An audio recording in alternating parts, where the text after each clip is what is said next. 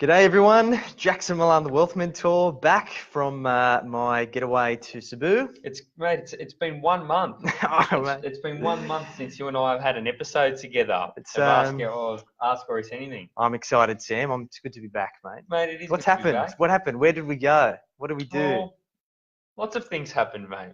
Lots of things happened. You went to Cebu. I went to hospital twice. Mate, we've been on a roller coaster We have ride. been on a roller coaster. It's the end of the financial year. We've wrapped that up. So hopefully onwards and upwards for the 2019 financial year. So I hope everyone is setting some goals and they want to smash some shit out in 2019. Yeah, we've got to use these milestones to plan effectively. So hopefully we can answer some questions this evening after our leave of absence. We're late. This is our 24th episode and we've never been late for an episode of Ask Aureus Anything. Mate, I was with your in-laws. I couldn't just wrap it up. I know, mate. I appreciate it. I have to look after the in-laws, mate. You have to, mate. You have to. So it's good. Anyway, we're here now. I thought we were going to do a solo. I was going to try rope Gary into it. Started sweating. He wasn't having a good time. He left the office. He was not having a good time. I tell you what. Sorry, Gary. Well, it's good, mate. It's good that we're back together and we're having a crack. For everyone who's watching, feel free to like, comment, and share. Don't be shy. If you guys have any questions, shoot them out at us. Make sure you can hear us as well. We've got our new trusty mic set up. So can you let us know that you can hear us loud and clear? If you can't, you have to tell us. Yeah. We're not. Your mic's very low, Sam. I think. I'll fix it up. Fix that up, mate. Sort yourself out, Sam. We're trying to remember how to do this. We're a little bit rusty. It's been a while. We're a couple of simple blokes just having a crack at life. So look, I didn't pick anyone from the Wealth Mentor community. They're all winners to win the prize this week. So I think we need to start doing more stuff in the community. I think we do. We need to get the community cranking. We need to start giving more value back to you guys. Let us know what you want. Let us know what you want from us, and we'll tailor everything that we do around you guys. We've got a lot of experience. We've got a lot of knowledge. A team over in the Philippines who helps us put together all of this collateral for you guys. So you need to let us know what you want. We're not mind readers. Jackson looks like a mind reader, but he's not. So it's a trick. It is a trick. It's an optical illusion. This isn't even a real beard. It's Velcro. Spoiler alert. All right, everyone. So look, this is a new year for us. We want to be looking for new ways to add value as well. So give us some guidance around these Q&As and other things that we do. Do you want us to shake things up? Do you want us to do some more educational content as opposed to just the Q&As? We'll run a couple of polls in our community. If you're not already a member of the community, the Wealth Mentor community, make sure you do join. Free community, we've got lots of insights, and we'll be running a new poll to get your guidance around how we're going to add more value to you moving forwards. So, mate, let's dive in. Oh, let's not go to jail. It's a general advice warning time. So everything that we talk about tonight is general advice only. Do not action anything that we talk about. You have to go out and have to get specific, tailored advice from a professional. Now we can start, and we're not going to get into any grief. I'm glad you did that, Sam. We're too small to go to jail. I'm too skinny, mate. All right. So those of you who have questions, you know the drill. Post them in the comments. And we will answer your questions as a priority, unless it's from your old man Sam. Then we're just going to ignore him. So my old man wants us both to shave. In caps. Look, I did shave. I shaved earlier this year in about February. I instantly regretted the decision. I'm probably not going to do it again. Yes, I've made that decision long ago, Vince, that I'm never going to shave again, mate. So the beard's here to stay. The bearded warriors are here. So those of you who've got questions, please post them. We will answer them. And if we don't get through all the questions, we will chuck it on a list for next time. So let's dive in. So question number one was, I've hit retirement and I don't think I have enough money. What are my options? Interesting question. And look, this seems to be something that we do get a bit, typically not when people have already retired, but more so people who are approaching retirement a couple of years out and they say, hey, I'm going to retire soon, I better start planning. And look, unfortunately, if you are very close to retirement, your options that you have in terms of being able to prepare for retirement are quite minimal. But in any case, you can always optimize your situation. So there's a couple of ways we can go about it. So the first thing is about understanding based on your current situation what your living expenses are likely to be and what your current retirement savings are going to likely result in terms of you being able to achieve that lifestyle. So that's going to be a couple of things. It's going to be your super or your pension, assuming that you convert it to pension at that stage. Your personal wealth, if you have any income from passive investments such as investment property or whatever that you own in your own name, and Centrelink. What is the government going to give you depending on your eligibility for Centrelink benefits? Now, let's address the last one first. Ideally, you don't want to be entitled for Centrelink. If you are entitled for Centrelink, it likely means that you do not have enough wealth in the eyes of the government for you to be able to live a comfortable lifestyle. So our number one benchmark for all of our retiree clients or people that are approaching retirement is to get you into a position where you don't qualify for Centrelink, because that means that you have enough wealth to be able to stand on your own two feet. With that being said, although you may have enough wealth today, depending on how much you draw down, you still may qualify for Centrelink later on. So it's always good to have a bit of a roadmap to consider. The other one is your personal wealth. Where possible, if you are in retirement phase, typically between 60 to 65 plus, having wealth in your own name is not always a great idea because you're now up against the tax man. The good thing about retirement system in Australia, particularly super and pension, is that it is a very low tax environment. So ideally, when we are in retirement, we want to have as much money in there as possible. So by just shifting wealth, assuming that you're doing it within the rules, from your personal name into super, can have some immediate tax benefits, meaning there's more money in your pocket, less money in the tax man's. And further to that, it's about also what else can you do to restructure your personal wealth, whether that be downsizing your home to get more money that you can use for your retirement savings, being able to change the way that you invest to get more income as opposed to growth. All these types of things that you can be doing to optimize your retirement strategy to achieve your lifestyle in retirement, which all comes down to income. So these are a lot of different things and levers that we have to pull. The number one thing that you need to do is define how much you need every single year and for how long you think you're going to need it. And then that will allow us to reverse engineer that into a bit of a plan. And ultimately, something's got to give. We've had a lot of clients come to us and say, hey, I want to achieve a certain lifestyle in retirement, but I'm not prepared to downsize my home, or I'm not prepared to sell my investment property, or whatever the rules may be. Or the situation may be. Unfortunately, you can't have your cake and eat it too. So there is likely going to have to be some level of compromise, assuming that this is the first time you've asked the question about how you're going to prepare for retirement. So unfortunately, it's a bit of a harsh reality, but there's things you can do. Yeah, I guess, look, the key takeaway from that from my end is the thing I keep coming back to is that most people are going to work for 40 or 50 years. By the time they start working, they work for 40 or 50 years, they're the majority of their life, and then they retire at around 70 or something like that. Now, during that time, nearly all people will earn enough money to have a comfortable retirement. So it's about making the decisions, the right decisions while you're still working to ensure that you've got the money in retirement. For those who are very close to retirement or are already retired, it's actually a bit harder. You're too close.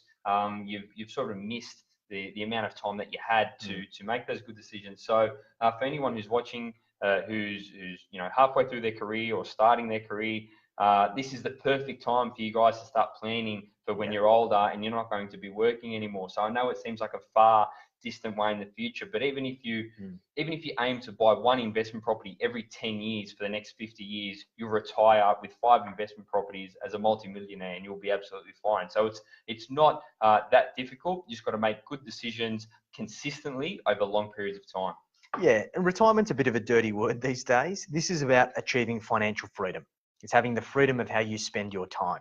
So try and readjust the relationship that you have with the word retirement and reframe it to being the point in which you want to have financial freedom or achieve financial freedom. And then essentially that will allow you to do what you want to do. And in the famous words of Sal Michelli, you plan today, party and nightclubs by age 60. Those Sal Michelli, 2018. And Nonna's here. She says hello. Hello, Nonna. You're here every week. You're our biggest fan, Nonna. Love you, Nonna. Hello.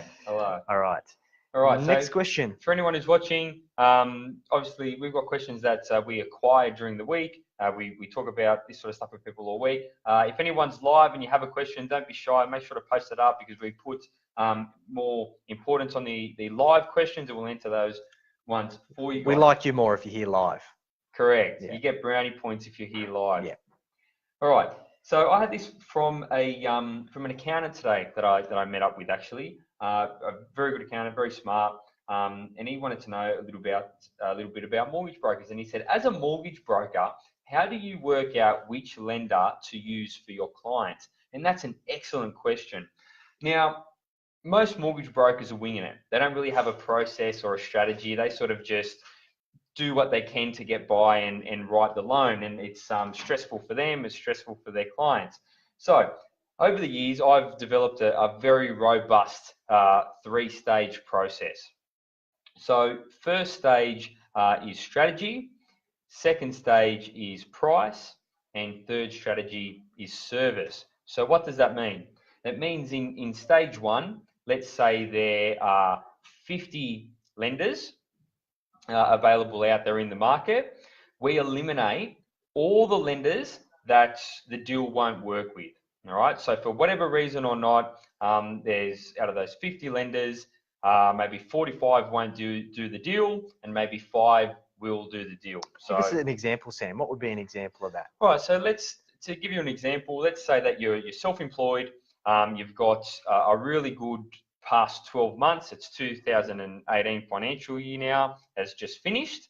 So you've had a really good 12 months, but the years before that weren't that good. So you're making really good money and you want to buy a home or you want to buy an investment property. Now, most lenders, you're 90% of the market, they need 2 years financials, and that's what they look at, and they average the two to work out how much they're going to lend you, how much you can borrow. However, out of those 50 lenders, there's 4 or 5 that under the right circumstances will go off your most recent year's financials. So if you made 100 grand last year and you made 250 grand this year, they're going to use your income as 250 grand. So that essentially eliminates everyone else from the market except those lenders. They're going to say you have a $250,000 income. Cool. Does that make sense? Yep, perfect. All right. So we've gone down from 50 lenders down to 5. We've eliminated 90% of the market. Out of those 5 lenders that are left, we'll go in and we'll negotiate price with those lenders. So we'll see if they can offer us what sort of deals and what sort of structures on the loan. Interest rates really important for a lot of people, and we sort of negotiate with those 5 lenders that will do the deal and sort of see which are the top 3 most competitive out of those 5. Once we've got those top 3 most competitive lenders, then we can work out where is the client going to be the best fit. So who is, assuming they're all really good interest rates and they're all happy to do the deal, who's going to do the deal for the client the fastest if time's a factor? Who's going to offer them the best service post-settlement? Where do their clients already have their banking? Where do their clients have their business banking? All these sorts of bits and bobs, offset accounts and all that sort of stuff.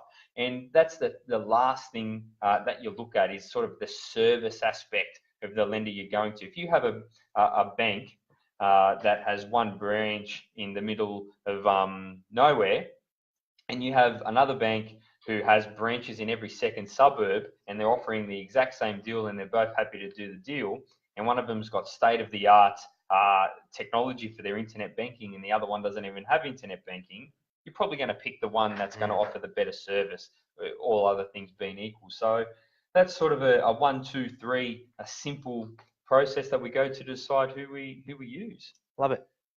Good stuff. And look, I think for a lot of people who are approaching getting a home loan or an investment loan or even a business loan, they don't think about this stuff. They're just thinking about how I'm going to get the money. They don't really understand what goes on under the hood and where a good broker actually adds value. So, yeah, I think that's important. Yeah, I hope no broker's still my process. They're all going to be writing it down, just furiously writing notes. Fantastic. That's all right, mate. Rising tides lift all ships. That's right. Anyone watching live, throw your questions at it. Sam Panetta has said, well said. Thank you, Uncle Sam. Thanks you very much. Thanks, Sam. And it's good that people can actually hear us. I was thinking for a while there, maybe these mics aren't working. We just look like mimes. So we're just mouthing just on words. Mute. We're just completely silent. No one can hear what we're talking about. That's right. It's good that we can get our value out into the world, Sam. All right, next question. This one's definitely for you, mate. This is the best question ever. Jackson, how was Cebu? Cebu was fantastic. I've always enjoyed going to Southeast Asia. I'd never been to the Philippines before. As most of you would know, we've got a team in the Philippines. So I finally decided that I was actually going to go over and see them and spend some time just getting a bit of an R&R, which was great. Cebu's a beautiful city to the south of the Philippines. Amazing beaches, amazing waterfalls and stuff like that. Great city, great food. It was beautiful. Highly recommended. That's it. My only recommendation to you, don't fly via Manila. Go straight there. Spend the extra money because you will miss your connecting flight and then have an 8-hour layover sitting in the airport for no reason and getting home at 6 o'clock in the morning. Coming straight to work 3 hours later. Don't do that. Just spend the extra money. Don't do what the Wealth Mentor did. I think I'm coming with you next time. That's why you're the Wealth Mentor and not the Travel Mentor. Yeah, exactly right. Yeah. So yeah, that's my word of advice. Plans to go back in October, Sam. You going to come, mate? I'd like to go. I promised my life partner that she would be coming with me next time for her birthday, so that will be the plan. So Sam, come third wheel. More than welcome. I'll bring Sal. My life partner, business partner. That's all right. Sal, will you hold my hand? Maybe. Good on you, Sal. Sal. All right, we're off track. We're well off track. All right, so next question. This is one that I got this week. What is the best way to work out how much I can afford to borrow? And this is a really good question. All right, this is a really good question because most people that come to us, they say, how much can I borrow? They want to borrow the absolute maximum amount. Australians love it. They just love taking out as much as they can and buying a bigger house as they can.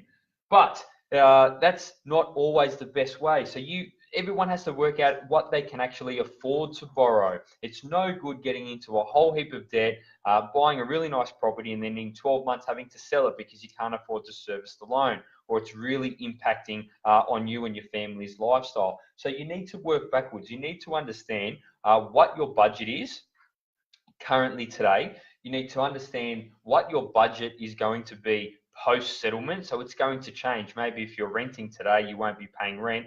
However, you're going to move into the home and you're going to have a mortgage. So you're going to have to pay your mortgage, and then there's going to be upkeep on the property. There's going to be certain insurances and things like that. So you need to work out how much of a gap do you have between what you can afford today and what you can afford once you've got those mortgage repayments, and you shouldn't exceed that amount. All right. If you, let's say all things being equal, you're currently paying $700 a week in rent, and you save say $500 a week.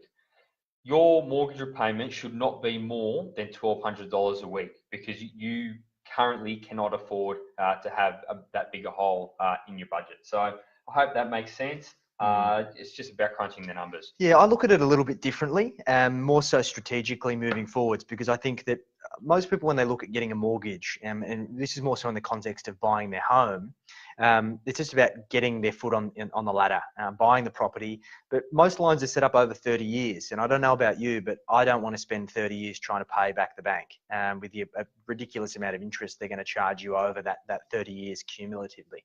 So it's also about, once you've got the property, then how do you try and smash it as quickly as you possibly can?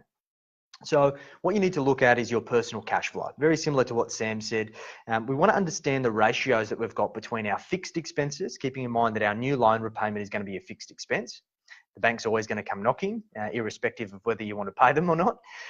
We've got our discretionary spending, things like our entertainment, holidays, those nice things. And then we've got our surplus.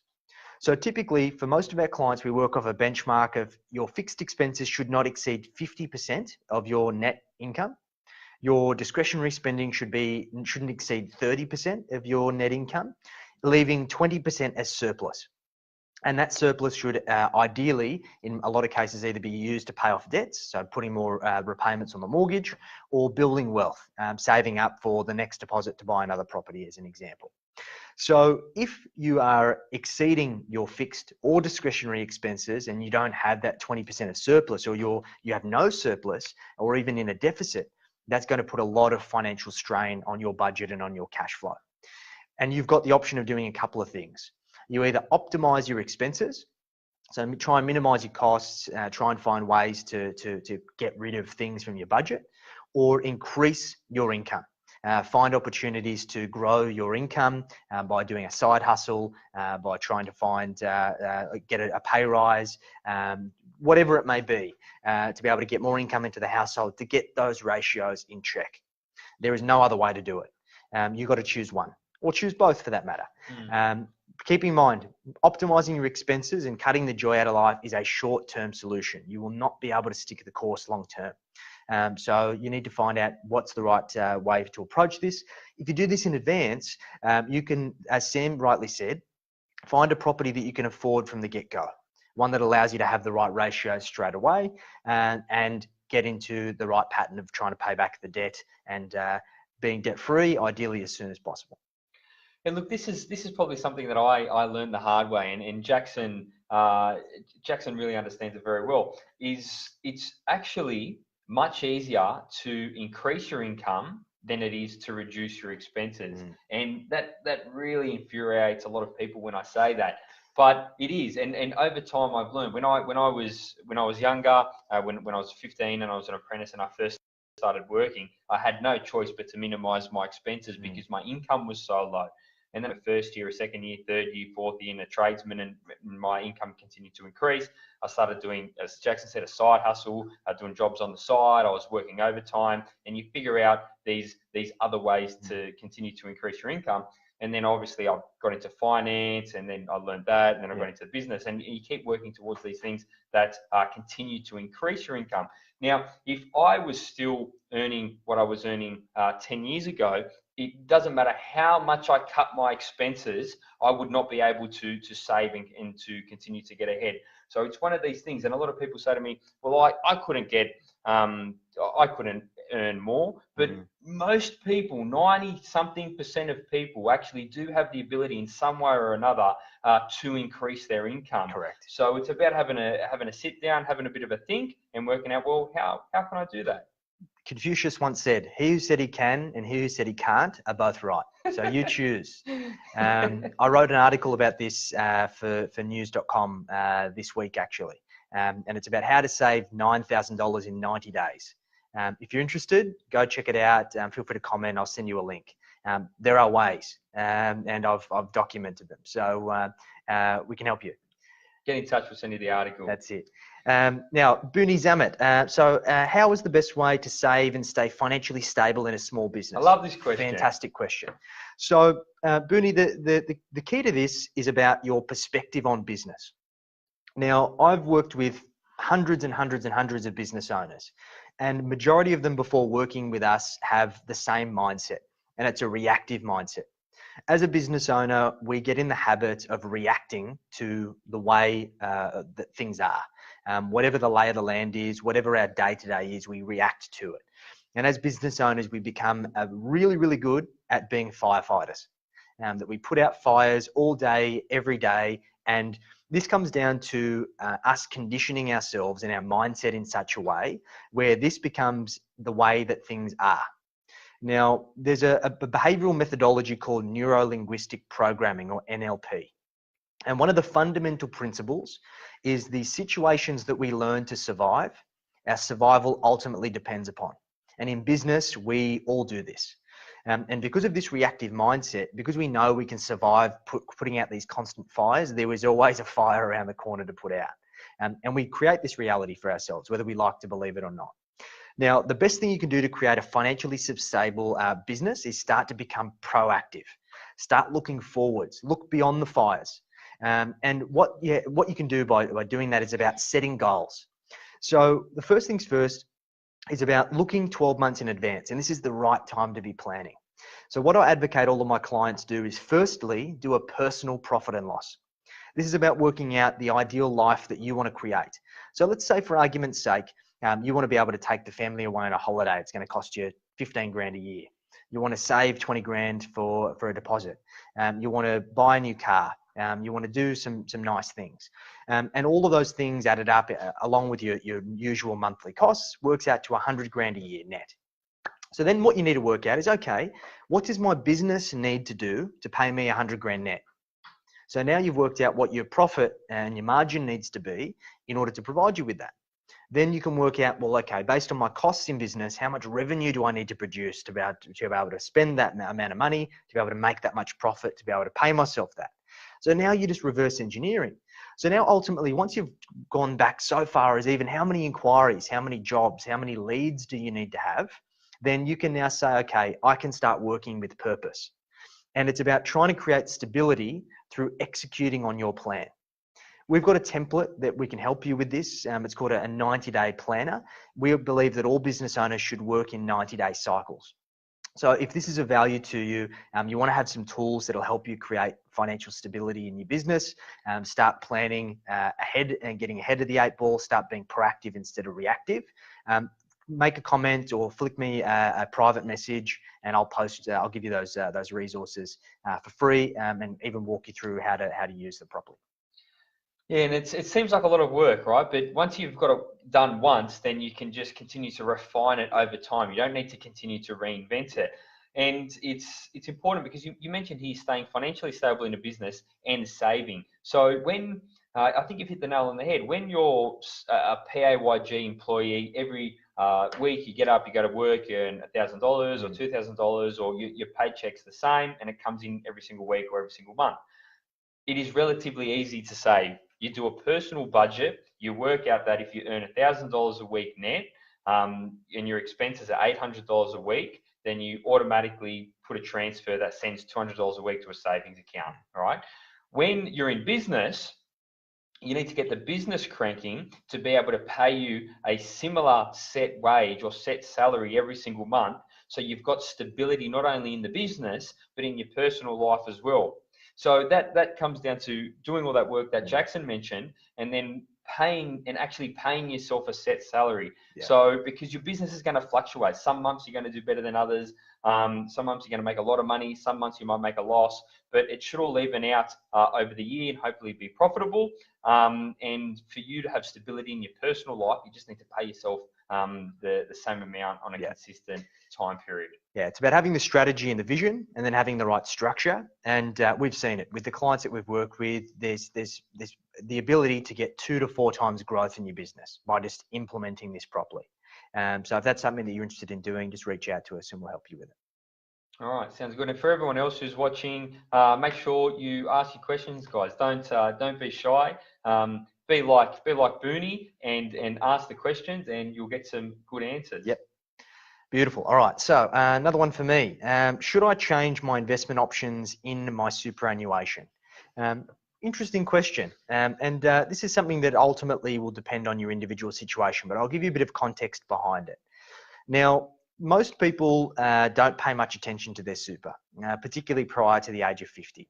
I'd probably say 90 to 95% of the clients that walk through the door to speak with us have not done anything to make any change or improvement to their super whatsoever. No additional contributions, no changing their superannuation balance or how they're invested. So for most people, they're in the default investment option, which is typically a balanced option. And a balanced option is typically defined, which is contrary to what it sounds. For most super funds, is 70% in growth assets and 30% in defensive. And what I mean by that is growth being shares and property, defensive being cash, fixed interest, and bonds. Now, for most people, and most of the clients that we work with, that's fine. It gives us a relatively good spread of risk versus return. Now, there are other options out there, which there was some legislation changed and passed a few years back that implemented this new investment option called a life stages investment. And what a life stages investment is basically, depending on the decade that you were born, it allocates a risk profile to you. And every 10 years you get closer to retirement, it reduces the level of risk or exposure that you have to shares and property, meaning that by the time you get to retirement, you are in a very low risk strategy. In theory, sounds fantastic, right, Sam? Fantastic. Yep, and most things that the government does sound fantastic in theory, but they fail in execution. Now, what this ultimately leads us to is, if we're in a balanced fund that's 70% growth and 30% defensive, right now that defensive component, particularly given that we've got globally low interest rates, means that it's not doing a whole lot. The average interest rates around the world are what, less than 1.5%, Sam? Yeah, they're not very high at all. They're not even above inflation. Yeah, which basically means that you are guaranteeing that that part of your portfolio is doing nothing, although it is safe. Now, in life stages investments, many of them by the time you get to 60 or 65 have completely flipped on its head, meaning that 70% of it is in defensive investments and 30% of it is in growth. So what this is meaning is that ultimately, by the time we get to retirement, we may be around for another 20, 30 years, depending on how long you may live. I ideally want to live much longer than that. You might be around for 40 years. So what that is meaning is that you've got a very long amount of time where the majority of your retirement savings may be doing absolutely nothing. So what this means is, if you're in a life stages option, if you're in a default option, or anything in between, you need to choose the investment risk and the expected returns that are right for you. This is all about education. Instead of just willy-nilly choosing an option, which we do see a lot as well, you should be understanding what it is you're trying to achieve, and therefore how much risk are you prepared to take to get you there. What we typically do with our clients is we help educate them around how much risk versus return will actually mean for them in the grand scheme of things. And a good way to do that is jump onto the Money Smart website and go look at their retirement calculators. Chuck in your current balance, your employment contributions that are going in at 9.5%, a return based on your current risk profile. A balanced fund should be returning between about 6 and 7% conservatively. And what's that going to mean when you get to retirement at 60 or 65? Now, what if you went in a growth fund and you got 8 or 9%, or a high growth, you got 9 or 10%? What's that going to mean at retirement for you? And by going through this kind of education and doing it in a bit more depth to get a better understanding, then you can make a better and more active and informed decision, instead of just choosing what's an option and doing it willy-nilly. So that's in a nutshell. Yeah, you're super. Fluffed on a bit there, didn't I? Look, did you like that, Sal? Was that good? Most people think super's too complex, and it is. It's way too complex. Get someone to do it for you. It's too complex for me. Jackson does it for me because he just talked about it for at least 3 hours. He knows all about it. I don't know anything about it, and if I don't know anything about it, none of you guys know anything Where's about it. Where's your super invested, Sam? Asgard. Hey, there we go. See, that's the only word I know. I know one word. Just get a professional to do it. It's one of these things. It's not that expensive to get someone to sort it out. You don't even know it. You're paying a financial planner a fee in your superannuation most likely anyway, and you've never met them. They probably work in the city and wear an expensive suit. I don't know. They probably don't have a beard. But they definitely don't have a beard. It's one of these things. It's too complicated. You're never going to do anything get someone else to do it for you. I can't bang on about this enough. How's my super invested? Aggressively, I hope. Sam, we went through a risk profile and did come out as a growth portfolio. So we are invested aggressively for you, Sam. I like that. We'll review that over time incrementally as your life changes. I always want to be invested aggressively all the way up. He loves it. To the day I kick it. All right. So for any of you guys that are watching, if you have any questions, make sure to ask them. The more questions, the better. The more questions, the better. All right. So next, I'm looking to get a new car. Should I pay cash or get finance? Look, we get this question Yeah, a lot. We get this question all the time. It keeps popping up on our Q&As. Look, as long as people keep asking it, we're going to keep answering it. I'm sorry if you've heard it before. So look, you need to decide, right? So a car's a depreciating asset 99% of the time. Every now and again, you might get a car that goes up in value, but it's the rarity. Okay, so let's assume that cars are a depreciating asset. If you're going to buy a car, you need to decide. Let's say you're going to buy a $50,000 car. What else can you do with that $50,000? And how much is that $50,000 going to cost you if you finance it, right? If you can invest that money in your business or in growth assets or something like that, like let's say instead of buying cash for a $50,000 car, you can put a deposit on a property. Then over 10 years, you're probably going to do better borrowing the money for the car and buying an investment property.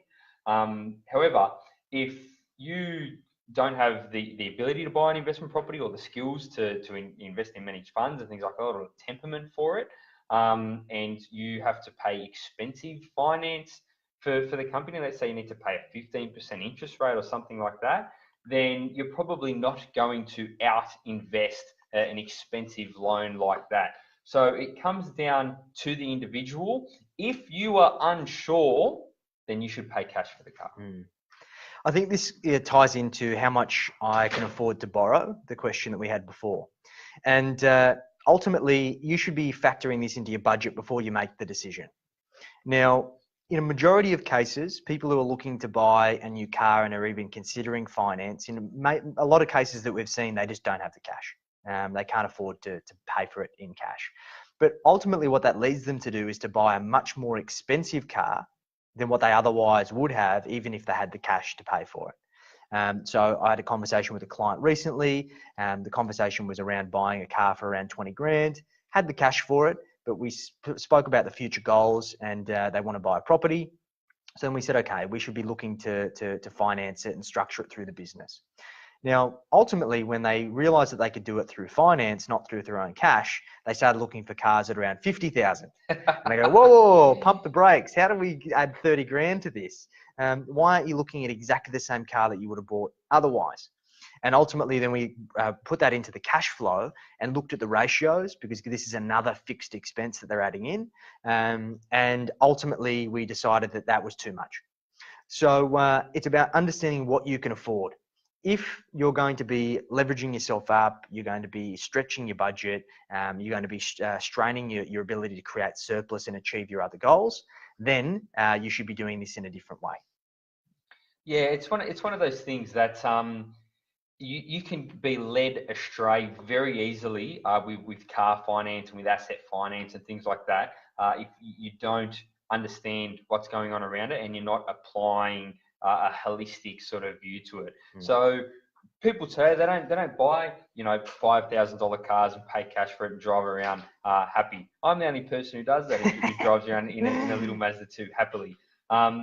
Most people today, they lease $50,000 cars, $80,000 cars, $100,000 cars, which is fine. But if it's going to impede you from achieving your dream home in 10 years' time, what do you want more? A flash car today that's not going to be worth much in 10 years' time? What do you want your dream home in 10 years' time? So, yeah, I think it's one of these things, that it seems innocent. Yeah. You're just buying a car, but you should really have a bit of thought into it. Yeah. Beautiful. All right, we've got a question here from Katie Fenton. G'day, Katie. I hope you're doing well. So she said, hey guys, if there was one piece of advice you would give to someone about opening a new retail business, what would it be?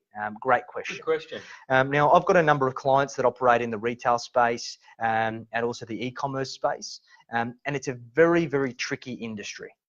The main reason why is because whenever you're dealing with a product-based business, typically it means that you have to have inventory, or at a bare minimum, even if it's a service business that's operating from a retail store, you have a significant amount of overheads that a lot of other businesses don't have. So what this ultimately means is that we need to have the right plan in place to be able to understand how we're going to get to a break-even point, and then further to that, create a profitable business that can continue to grow and thrive. Now, far too often, many people dive into businesses like cafes, like retail stores, like e-commerce stores, because the barrier to entry is really low. But if you do any research into it, more often than not, those industries are the ones that have the highest closure rates and fold rates within the first 5 years. I'd even expect even within the first 12 or 24 months. And the reason why a lot of those people don't tend to invest enough time in the planning. And the good thing is that because it seems as though you are still looking to open the retail store, you've got time to plan. So I'd say take as much time as you need to do that. Now, how you do that? First things first is do a business plan. There are some templates online. The ATO version of the business plan is pretty crap. If you want a version, happy to send you our template, which will also help you ask the right questions strategically about how you're going to get your business up and running. Sam and I have gone through this process. It's a long process, and we've done that with a lot of clients as well, but it is invaluable. It becomes your roadmap. What you then need to do, and I know you asked for one piece of advice, but I'm going to give you two, is do a projected cash flow. So this is about, from your business plan, once you've understood how you're going to start your business, what your plans are in terms of what you're going to sell, this is about working out your expected income and also your expected expenses each and every single month for at least the first 12 months, if not 24. Once you've done that, we typically then take it a step further and do 3 versions of that cash flow. You do a good version, a better version, and the best version.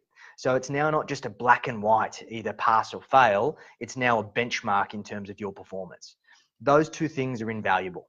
Not only is it going to allow you to potentially go and get funding from a bank if you did want to finance the establishment of your retail store, assuming that you need to do a fit out or whatever that may be. But it's also going to give you the ability to know how to invest your time and also how to measure your success in pursuit of creating that dream business that you've got. Yeah, there's a bit to it. If I could give you a piece of advice, Katie, I would say that you have to tie the business planning that you're doing, as Jackson just mentioned, into your personal life, all right? So you have to understand what you're trying to achieve personally in life, and then how that business is going to help you achieve your own ambitions and goals that you've set for yourself in your life. And the reason why this is so important is because a lot of people fall in love with the romantic idea of running a business because they're passionate about it.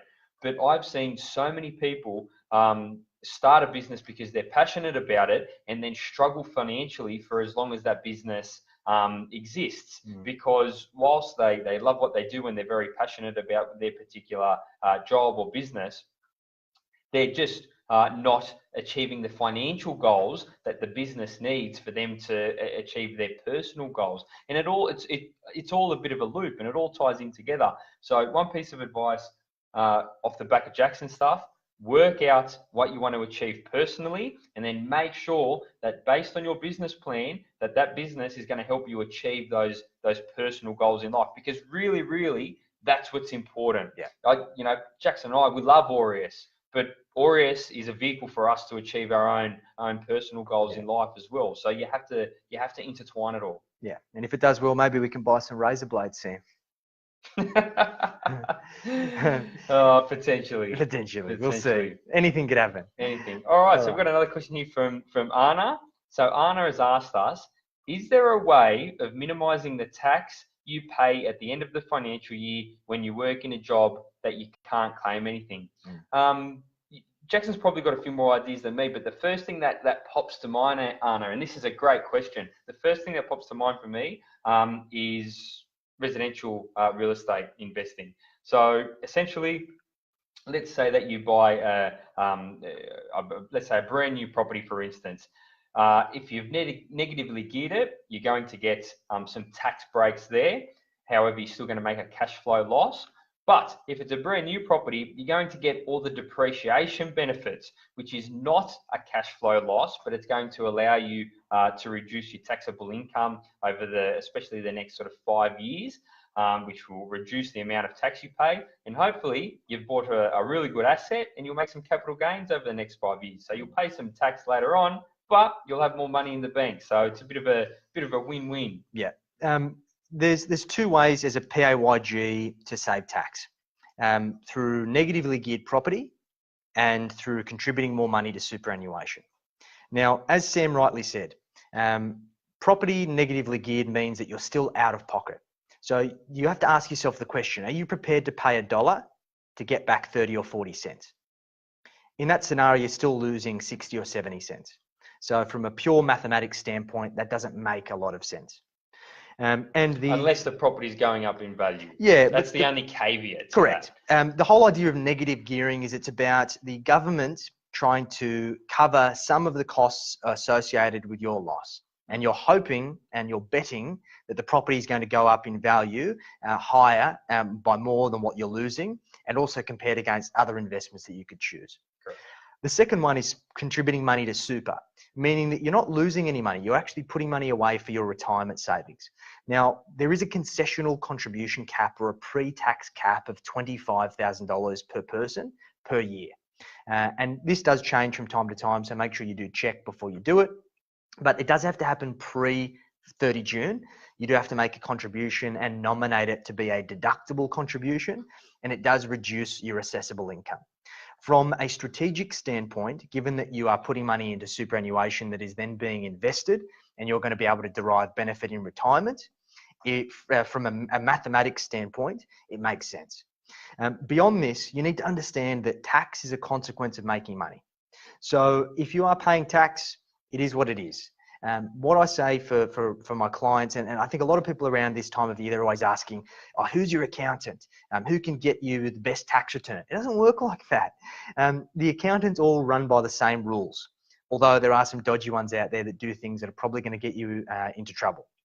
But assuming they're all running by the same rule book, you are in a tax table. Essentially, you pay a certain amount of tax based on the amount of income you earn.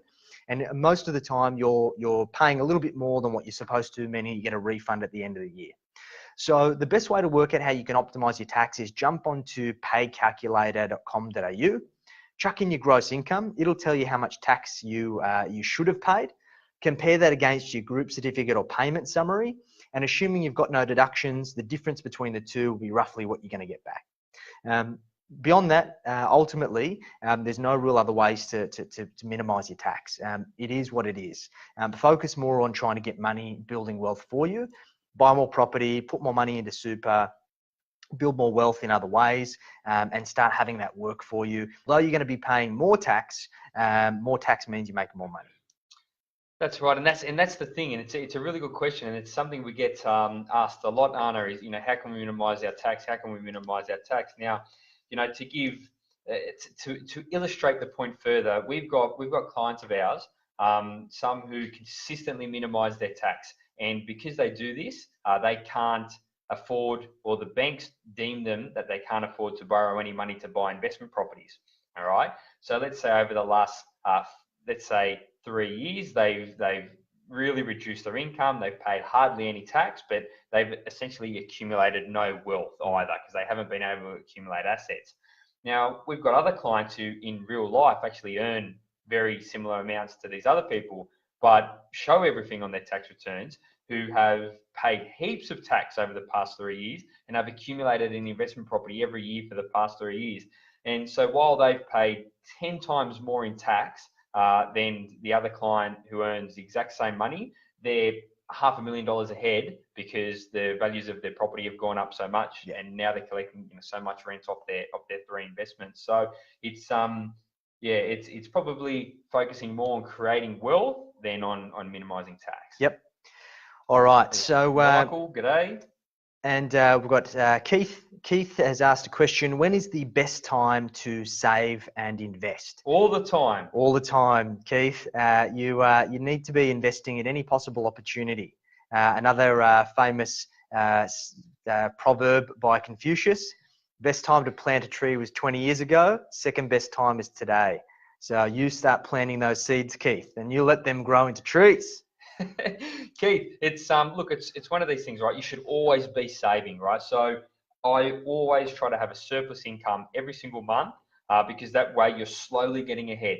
Now, when you do have that surplus income, so you spend less than you earn, so every month the cash piles up in the bank, you have options, right?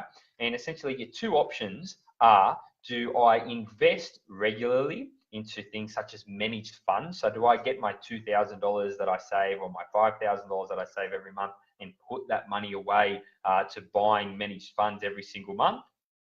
Or do I continue to save that surplus income, that cash, into a larger sum of money, and do I go and put that money as a deposit on an investment property? And they're outside of business. They're the sort of two ways that you can save and invest. So short answer: either save for one big goal, but save consistently every single month, and then plan out when you're going to strike. And as soon as you got that money up, strike. Don't wait for property markets going up or down. Don't worry about that. Just buy a good asset as soon as you can, and then over the long run, you'll do fine.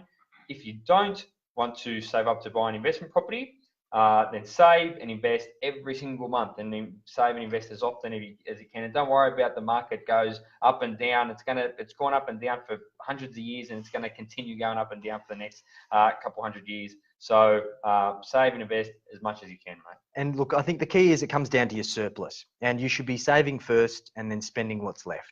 So commit to a certain amount of savings each and every single month, and then live on what's left. This comes down to understanding your cash flow. And we can help you with that. Keith, if you want us to flick you a copy of our budget that you can fill out, more than happy to, mate. Just reach out to us. Cool.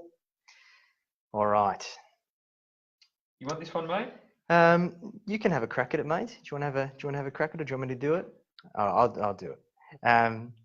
I'm going through a divorce, and I want to keep the family home. Is this possible? So look, the idea is that in a divorce settlement, there are a lot of different ways to chop things up.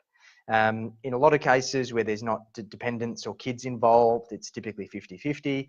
In some cases, it can be 70-30, or I've even seen ones where there's been different allocations depending on other variables at play. So ultimately, the first thing that typically happens, and I'm not a lawyer, so make sure you get independent legal advice around this from a family law specialist. It's about working out what is the marital estate or the marital asset pool, and applying a percentage, and then essentially working out how you divvy that up. And in a lot of cases where this gets messy is where there's a business involved or there's a sizable family home. Now, if your portion, let's assume that it is 50-50. Let's assume that the marital estate is 2 million, and let's assume the family home's $1 million.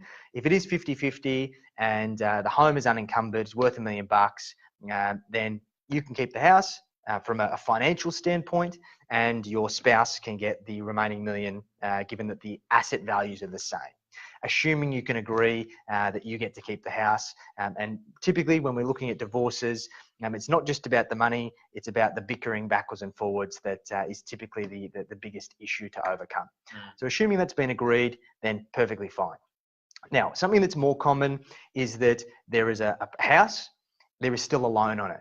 So the loan is taken into consideration when determining the net value. So let's assume, same scenario, there's a $2 million marital estate, there's a $1 million property, but there's $500,000 of debt attached to it.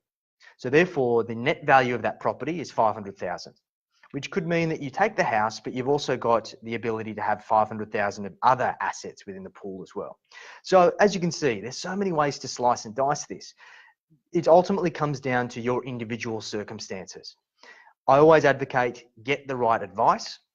Where possible, avoid having to get through to going to court to make a financial settlement.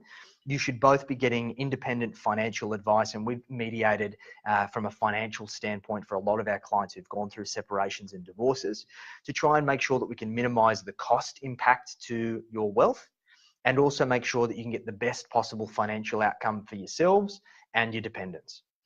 So ultimately, try and be amicable, don't argue over silly things, and try and keep the costs down, because the costs are what's going to be the biggest impediment and potentially the biggest barrier to you keeping the family home. And the only thing I would add on the back of that, what we often see a lot of, husband and wife are both working, both earning reasonably good money, they're separated, they have a beautiful home, and they have a large debt on that home.